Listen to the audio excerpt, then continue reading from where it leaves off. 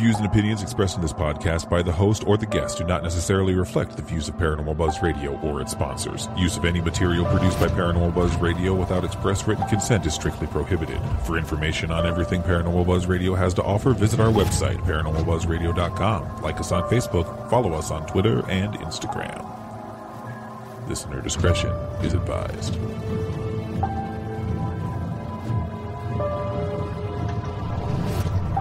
Welcome to Exploring the Unknown with Rebecca and Shay. Taking stories from today's news, Rebecca and Shay will explore everything from the paranormal, supernatural, the strange and unusual, unsolved mysteries, and more. Join them as they delve deep into the unknown and mysterious, taken from news headlines. Water cooler chat with a paranormal twist. Only on Paranormal Buzz Radio. Hey Shay, how's it going? It's going good.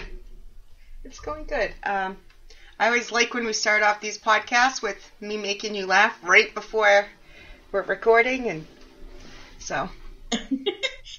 Yeah, I apologize for not believing you about the horse thing, and hey, it just looked that's the way you said it. So yeah, I get it. Trust me, because everybody knows I'm crazy, but I don't need to look crazier than what I already am, so.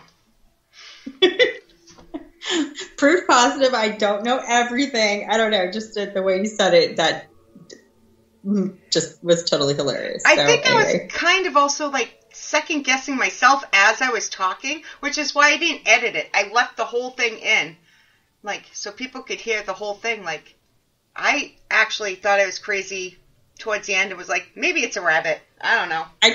I talked you out of it because I was so sure, but no, you were right. You were right, Shay. You do know things. Not much. I know a couple things. That's about it. And Shauna, she was a trooper during it. Oh, she was. She really was.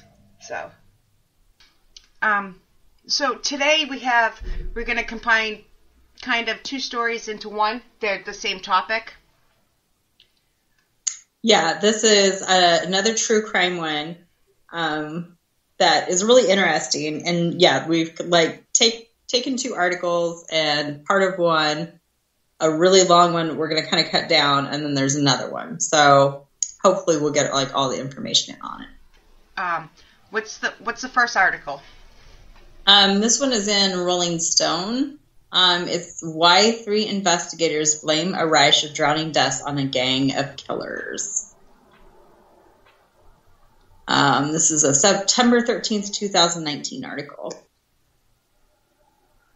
When 24-year-old William Hurley called his girlfriend the night of October 8th, 2009, all he wanted to do was go home.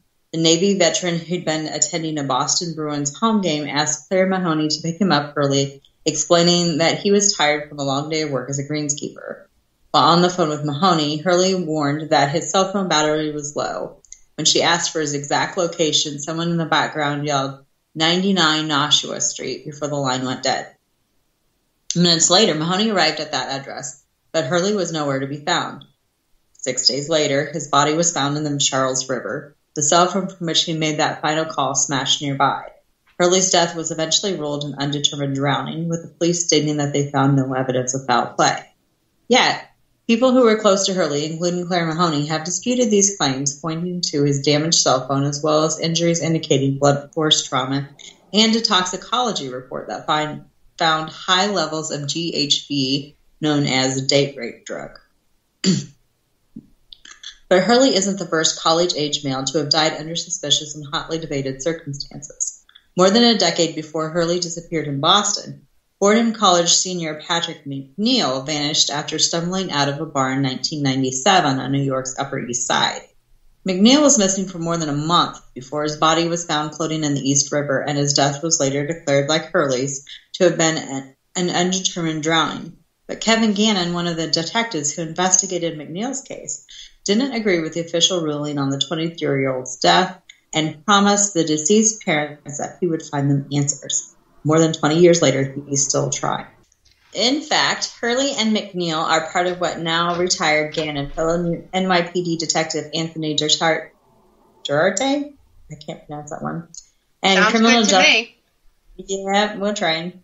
And criminal justice professor Lee Gilbertson have called an epidemic of college-educated young white men who have disappeared from nights out with friends and were later found dead in local rivers. Like Hurley's death, most of these cases have enrolled accidental or undetermined drownings, with many blamed on alcohol consumption. But since 2008, Gannon, Duarte, and Gilbertson have argued that these deaths are instead the work of a gang-like organization of domestic terrorists, what have been coined as Smiley Face Killers, because of happy face graffiti found at purported crime scenes.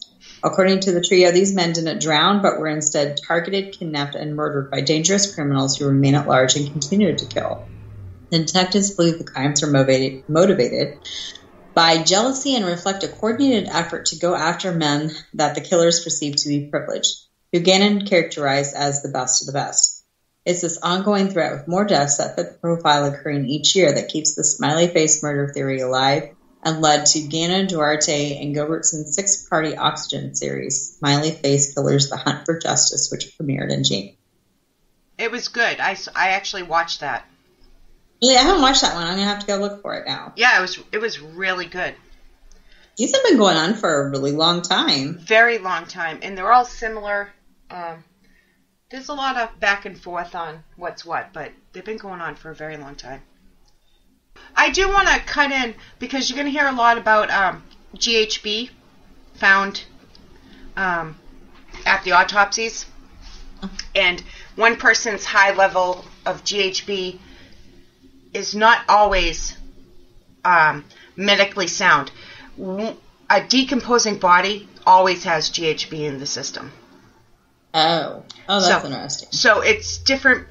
Are they just saying some of these? I wonder. I know a couple of them were in the normal limits of GHB. So, well, yeah, it'd probably be hard to determine then, especially if they're floating for a while. Yeah, that's the problem. It has to be really high in order to tell what's what, because it does have it in the system, like I said. So. Interesting. And that one that they talked about, if he was talking on the phone to his girlfriend and he'd taken the date rape drug, you think that he would have, she would have been able to tell on the phone that he was off a little bit. I think, if I remember, the video was a little weird, but she also got there within minutes, I think, of talking to him. And again, I could be wrong. Right. I watched this in January, so I can't quite remember everything, but she got there in such a short amount of time. He should have been there. Right. So, very weird. Yeah, very strange. Yeah. The article goes on, certainly it's a compelling idea, the type with the potential to rival that of Ed Kemper, the co-ed killer and necrophile who trolled California freeways looking for hitchhikers in the 1970s, or the still unidentified Long Island serial killer who dumped bodies of sex workers on Gilgo Beach on the island's south shore. That is, if the Smiley Face Killers actually exist. And according to the FBI, the Center for Homicide Research, and many experts, that's a big if. When Gannon, Duarte, and Gilbertson publicly announced their theory about the Smiley Face Killers in 2008, they claimed to have identified more than 40 potential murderers, that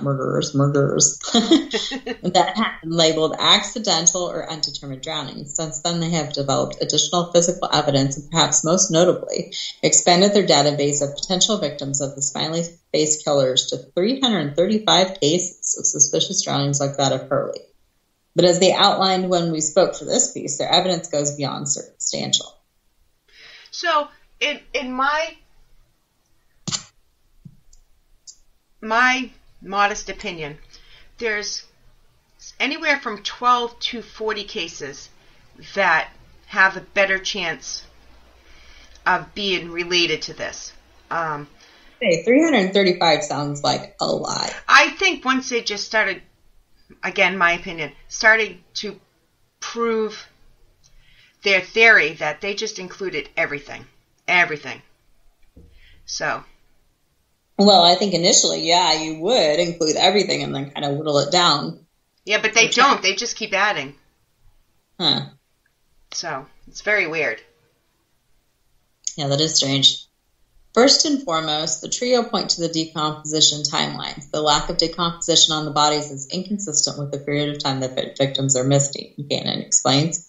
Some of the cases examined in the oxygen special include that of Dakota James, who was missing for 40 days but showed decomposition of only around 3 days, and Todd Gieb, who had been missing for 21 days but showed decomposition of around 2.5 days. Gannon also noted that the presence of land insects, lividity patterns, and the lack of bloating associated with the recovered remains suggests that the victims died on land, not in the water. The detectives also pointed out the occurrence of a particular chemical. We have the presence of GHB, which is a date rape drug usually used to facilitate rape in 99.9% of the cases. I think that's a little high, but okay. I think that's his guesstimation. Yeah. Though GHB isn't typically included on postmortem toxicology tests, many families of suspected smiley face victims have either requested that the coroner test for this chemical during the autopsy or sent Gannon, Gilbertson, and Duarte samples for them to test themselves. Taken together, the trio believe the forensic evidence proves that the victims were drugged before they were abducted, then murdered and placed into the river. While Gannon, Duarte, and Gilbertson's primary goal is to have these deaths reclassified as homicides, a second priority is proving linkage between the cases. Besides the similarities in victim profile and circumstances around their disappearance and death, they also point to 13 symbols, including smiley face graffiti that is located near what they believe to be crime scenes.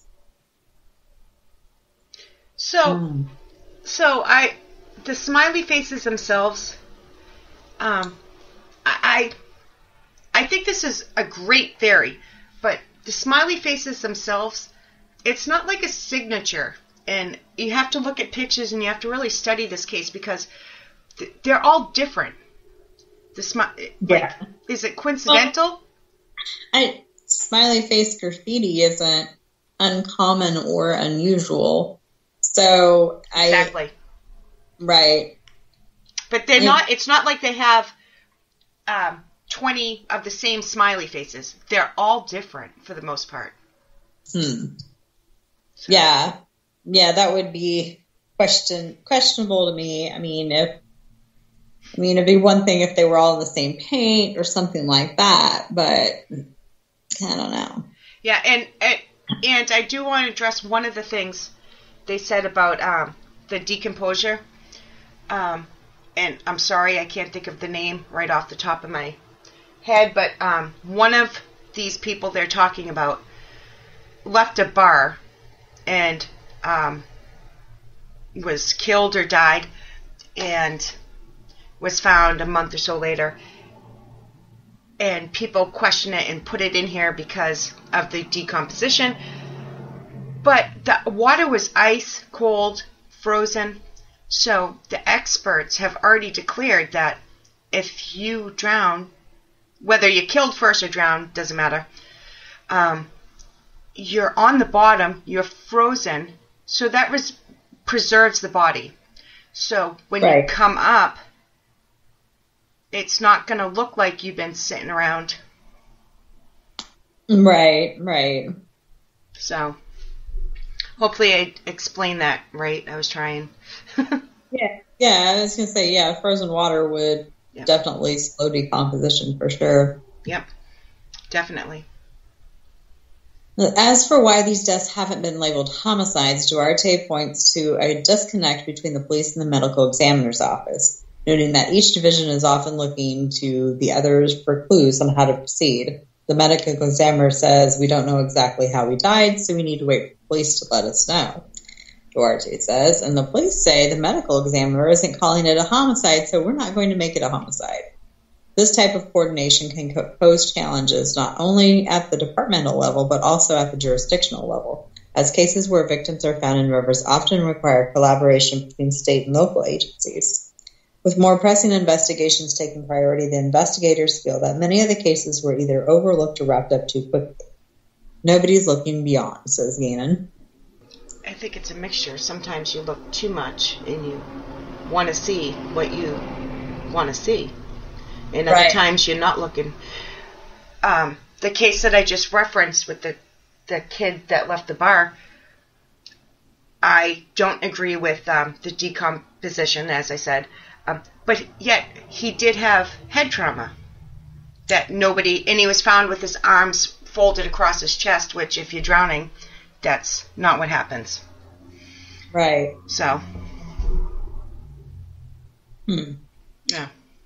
But there may be other reasons that the police haven't dug past accidental drowning rulings to find evidence of the Smiley Face Killers. As much as Gannon, Duarte, and Gilbertson are convinced, there's another possibility that these deaths are nothing more than fortunate accidents, and that the Smiley Face Killers hypothesis is nothing more than a conspiracy theory. In April 2008, the day after the trio publicly announced their theory, the FBI released a statement that it had not developed any evidence to support links between these tragic deaths or any evidence substantiating the theory that these deaths are the work of serial killer or killers. Instead, the letter says that the vast majority of these instances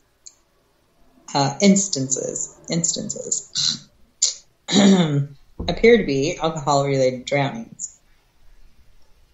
That's what they always say, but from the ones that I recall, some of them, there was a few that were very intoxicated, but the kid that left the Bruins game, the kid that left the bar, and there's a couple other ones I can think of, their alcohol levels weren't that high. They would not have been impaired to the point where they didn't know what was going on.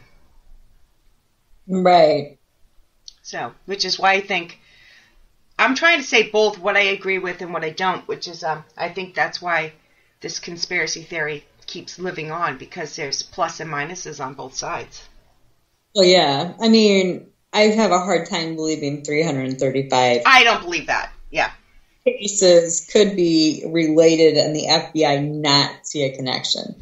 That to me seems a little outrageous. But I can see where, like a few, like a handful, especially if there isn't like a signature per se that connects them, like a red silk tie tied around their neck or something like that. Right.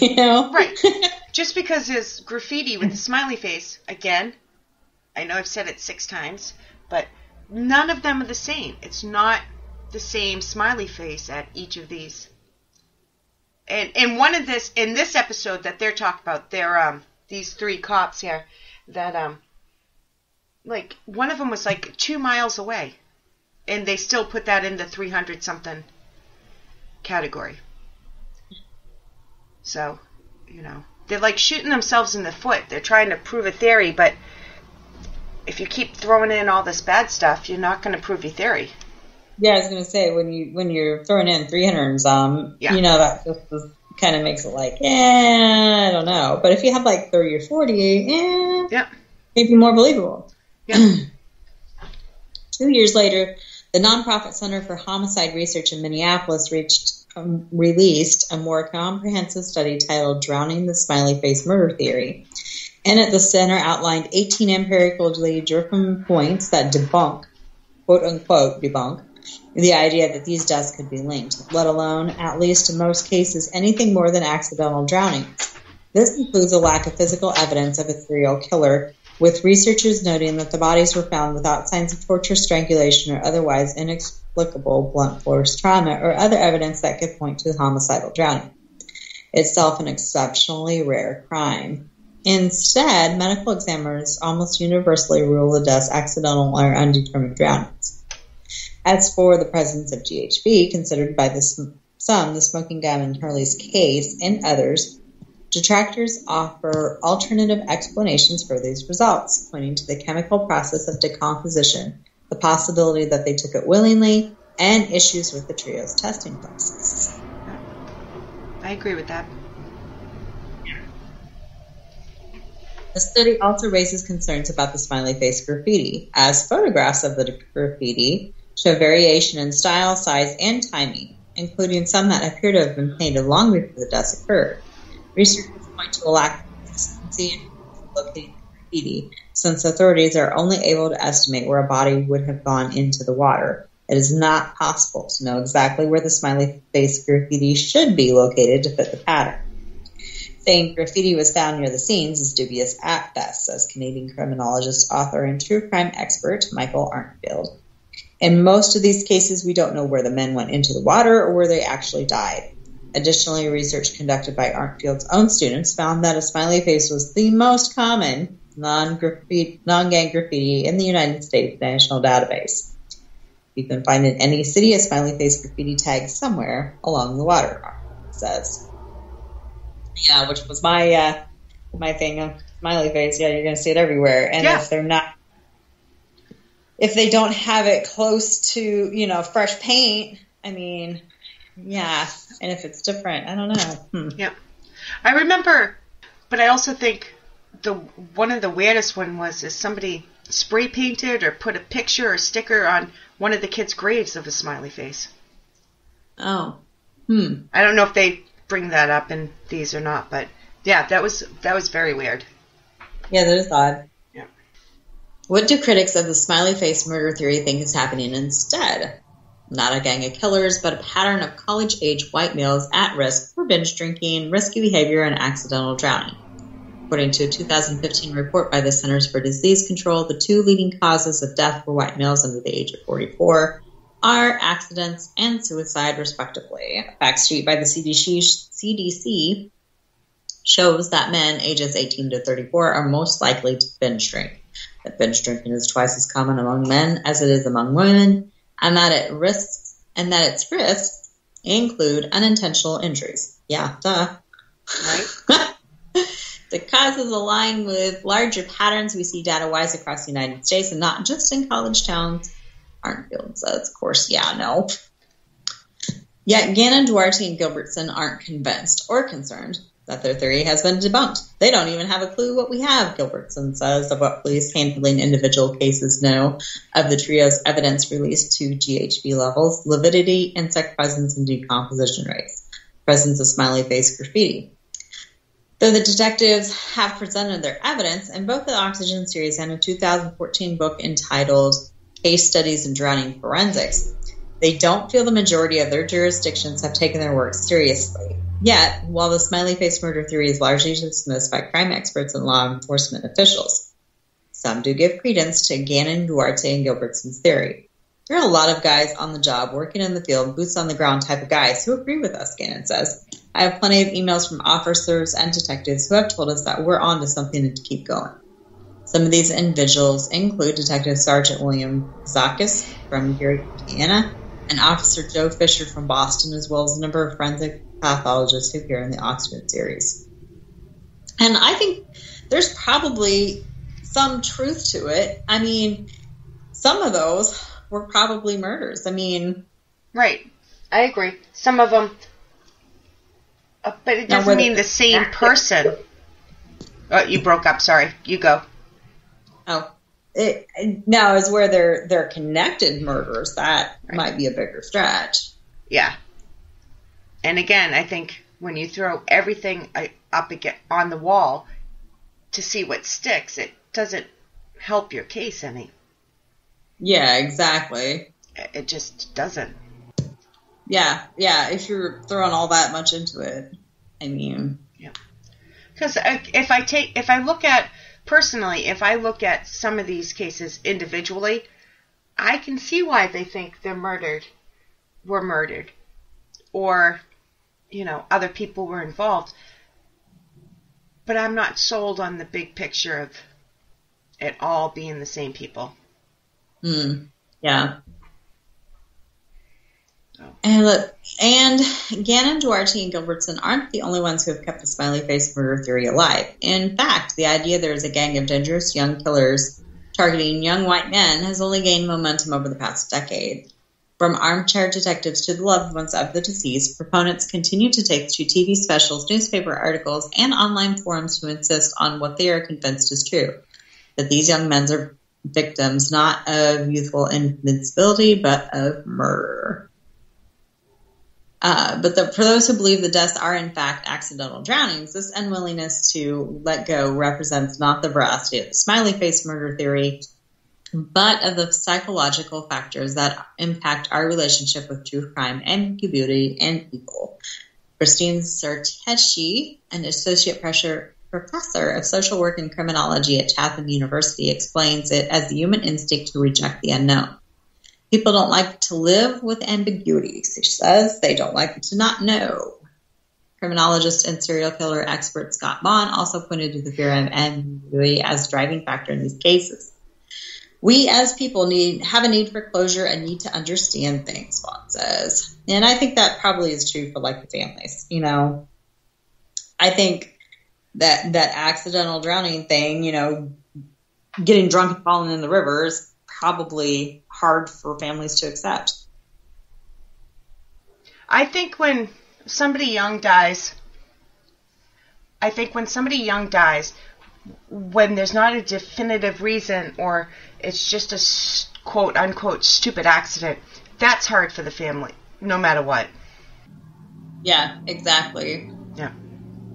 And, you know, and you hear a lot of cases where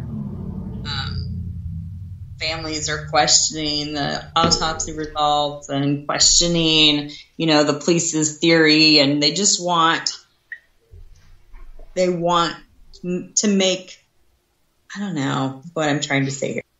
I think that they want the murder rather than believing the accident, just because we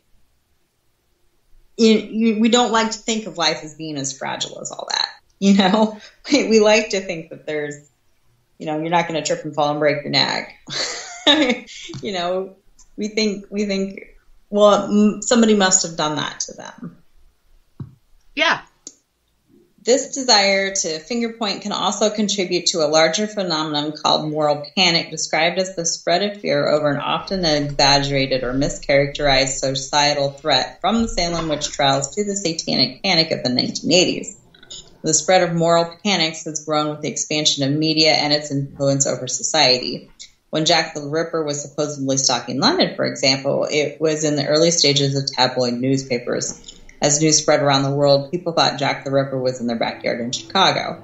Bond says of the 19th century serial killer, who may have been multiple killers active at the same time. As Artfield puts it, Jack the Ripper and the Smiley Face Killer are two great examples of the process of the press combined with opportunistic people turning a series of tragedies into the myth of killer that doesn't exist. But the reasons for attributing likely accidental deaths to something more nefarious can also be personal. I don't think people like the idea that their loved ones could have been blamed for something, Sarkeshi says. They don't like the idea that they could have done something differently and have lived. It's an especially prudent thing to consider within the context of Smiley Face Killers, where many of the deaths occurred after the victim drank alcohol and or stepped out alone. The reality is, maybe, had that person not been drunk that night or gone out, then they may not have died. Sarkeshi notes, adding, that's a hard thing to sit with. Yep. Agreed. I agree. Yeah. I think it's much more realistic that some of these are murders, some of them are accidents, than one group. Right. Exactly. But then again, you know, to throw it on the side of the families, you know, sometimes the police want to just have it over and done with. And, you know, well, we don't know. Let's move on. Well, move on to the next. Instead of taking the time to really go through them. But then again, how much time do the police really have? Yeah. In the case of the one that I was talking about earlier, and I keep bringing this up because it's the more recent one I watched, with the gentleman that left the bar.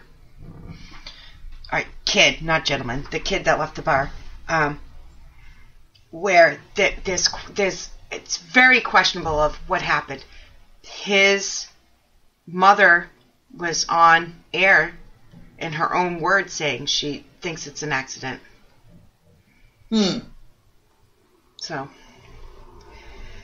So, yeah.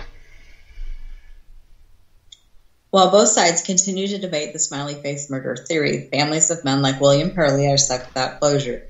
With law enforcement decision-makers satisfied with the official causes of death, Gannon, Duarte, and Gilbertson represent the only hope those who insist the police have gotten the deaths of their loved ones wrong. In turn, the trio continue to cite the families as their inspiration and motivation.